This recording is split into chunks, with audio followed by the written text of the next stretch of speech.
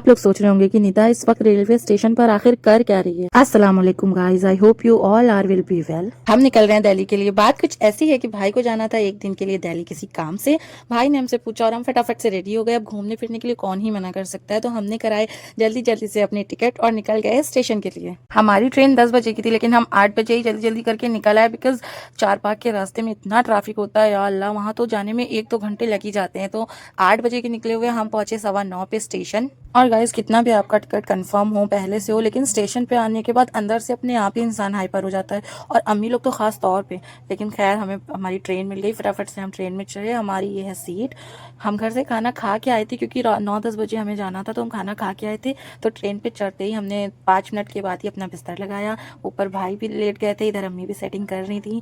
Train चल चुकी थी, लेकिन इतना अंधेरा था कि कुछ भी कैप्चर नहीं हो पाया, तो हमने थोड़ा बहुत कैप्चर किया, देन हम सो गए। सुबह जब आँख खुली तो देखा रोशनी ही रोशनी थी, और ये नज़ारा अच्छा लग रहा था, बहुत ही अच्छा लग रहा था। तो हमने फटाफट से फोन उठाया और कैप्चर किया। एंड थोड़ी देर तक हमने इस मोमेंट को बहुत ज्यादा एंजॉय किया, क्योंकि मेरी लाइफ में ऐसा पहली बार हुआ है कि हम सुबह सोकर उठे और मेरे सामने मेरी विंडो पे इतना खूबसूरत नजारा हो। एंड फुल पॉजिटिविटी के साथ हम उठे और हमने पी एक कप गरम गरम कॉफी मूज और हॉट मिल्क हम घर से लेकर आए थे। तो कॉफी पीने के बाद फाइनली दिल्ली आ चुका था, तो हम ट्रेन से उतरे और हमने की रैपिडो। हम लोगों को सबसे पहले निजामुद्दीन औलिया की दरगाह पे जाना था, तो हम निकल गए फटाफट से निजामुद्दीन औलिया की दरगाह के लिए, और फाइनली हम दरगाह शरीफ में पहुंच गए थे। एंड गाइस, स्टेशन से दरगाह का डिस्टेंस 10 किलोमीटर है, तो आधा घंटा हम लोगों को लग गया था। लेकिन यहाँ आने के बाद बिल्कुल वाइब चेंज हो गई थी हम लोगों की। मतलब इतना शोर शराबे से आने के बाद दरगाह शरीफ में इतना ज्यादा सुकून था कि बता नहीं सकते। बहुत सुकून से हम लोगों ने यहाँ पर अपने 3-4 घंटे गुजारे। देन यहाँ पे रहने के बाद हम लोग आ गए बाहर।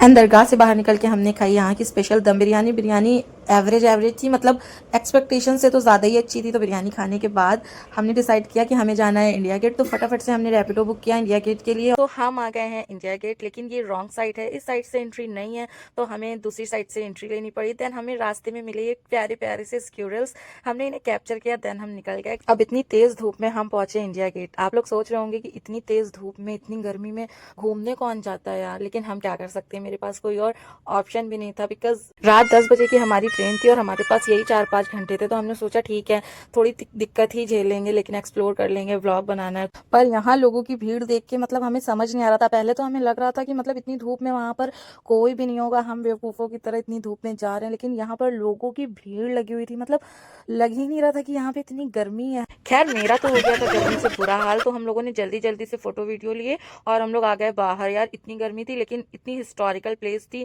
इसे मिस भी तो नहीं किया जा सकता था। तो हम लोगों ने थोड़ा बहुत ही टाइम दिया, देन हम बाहर आ गए। हम लोगों को बहुत ज्यादा प्यास लग रही थी, अंदर पानी तक नहीं मिल रहा था। तो बाहर आके हम लोगों ने खाई आइसक्रीम, और मेरा फ्लेवर इतना अच्छा था, हमने बार बार इतना बोला कि मेरे भाई ने जबरदस्ती एक बाइट ले लिया, जो कि देने का मेरा बिल्कुल भी मन नहीं था।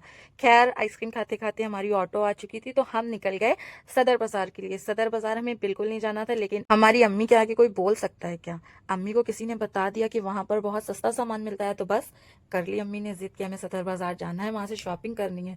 लेकिन ऐसा था बिल्कुल नहीं, वहां पर कुछ भी नहीं था। एक तो हमारा मन नहीं था सदर बाजार जाने का, और दूसरा ट्रैफिक भी और बारिश भी एक साथ आ गया। मतलब मूड हर तरफ से खराब था। खैर, बारिश और ट्रैफिक में किसी न किसी तरह से हम लोग सदर बाजार पहुंच गए, और वहां का माहौल देखते ही अम्मी ने उसी वक्त एक डिसीजन लिया। डिसीजन ये था कि फौरन वापस चलो। और यहाँ पर भैया बना रहे थे शिकंजी, तो हम तो बहुत ज्यादा प्यासे थे, हमने बनवाई अपने और भाई के लिए 1-1 ग्लास शिकंजी। अम्मी को थोड़ा सा कोल्ड लग रहा था, तो अम्मी ने नहीं पिया। हम लोगों ने फटाफट से ठंडी ठंडी शिकंजी पी और वापस निकल गए जामा मस्जिद के लिए। 15 मिनट तक वेट करने के बाद भी हम लोगों को ना ही कोई ऑटो मिल रहा था, ना ही कोई रिक्शा। हमारी 4 बार राइड कैंसिल हो गई। फाइनली हमें एक रिक्शा मिला, लेकिन दिल्ली के रिक्शे थोड़े से ऊट पटांग टाइप के हैं, तो हमें जो मिला हम बैठ गए, और रिक्शे वाले भैया ने भाई को पीछे बैठा दिया, जिसपे हमें बहुत हंसी आ रही थी।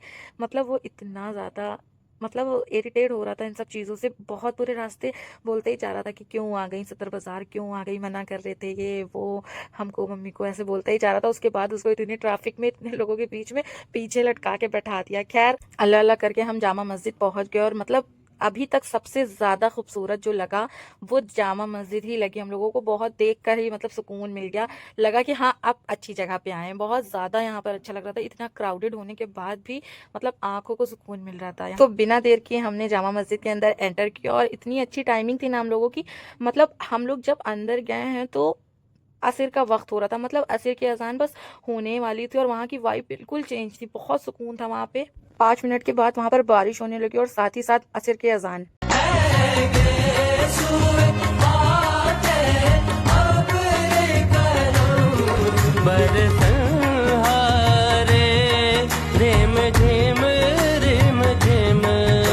एंड गाइस बारिश रुकते रुकते हो गई थी मगरिब की अजान और मगरिब बाद यहाँ पर रुकना अलाउ नहीं है, तो हम निकल आए कुछ खाने के लिए, क्योंकि खाने के बाद हमारी स्टेशन जाने की भी टाइमिंग करीब आ रही थी, तो हमने डिनर किया। देन हम स्टेशन के लिए निकले और आप देख सकते हैं कि रास्ते में कितना पानी भरा है। मतलब सुबह से रात तक इतनी बारिश हुई, इतनी बारिश हुई कि पूरा रोड पर पानी भरा था, लेकिन इस बारिश से बचते बचाते पूरा भीग कर हम स्टेशन तो पहुँच गए।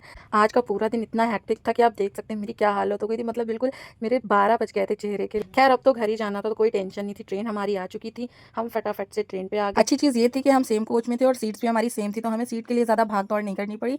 हम जल्दी जल्दी जाकर अपनी ही सीट्स पर बैठ गए और थकान इतनी ज़्यादा थी कि हम लोग 5 मिनट के अंदर ही सो गए।